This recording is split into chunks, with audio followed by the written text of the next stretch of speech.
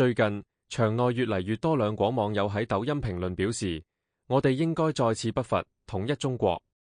首先，呢啲輿論反映大家對中國政府嘅不滿已經達到臨界點，甚至將而家嘅中共等同晚清。但係，好多人依然受大一統絲擁掣肘。今日就由我帶俾大家一個大逆不道嘅思考。拋開客觀因素，若果有得揀，廣東究竟北伐定係獨立更好？分析之前，強調一下呢度嘅廣東係指共匪當政前嘅廣東，包括海南同廣西部分講白話嘅地方。國民革命軍北伐之前，廣東喺陳炯明主政下曾經有過短暫嘅獨立時期。陳炯明主張聯省自治，亦即係效仿美國嘅聯邦制度。佢嘅保境安民政策優先考慮和平，避免將廣東捲入大規模軍事衝突。廣東應該優先發展自己嘅地方。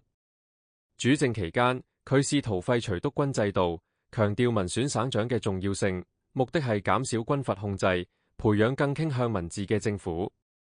另外，喺禁毒禁賭方面成績顯著，又推出一系列減稅政策，呢啲都創造咗經濟穩定嘅條件。加上修繕道路同改造城市設施，促進咗貿易同地方商業，令到廣東逐漸自給自足。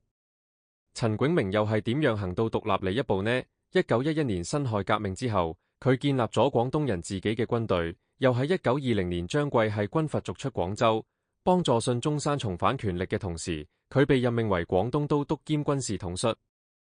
唔同上面提到嘅意識形態，信文係要北伐統一中國。眼見陳炯明嘅自治越嚟越成功，孫中山重申中央權威，喺1921年以南方軍政府總統身份返到廣州，發布指令限制陳嘅粵軍獨立性，強迫服務全國革命事業，而唔係廣東省內嘅利益。孫中山仲安插自己有任命胡漢民同廖仲愷負責廣東嘅行政同財政事務，削弱陳炯明作為都督嘅權利，動搖原先省政府嘅控制。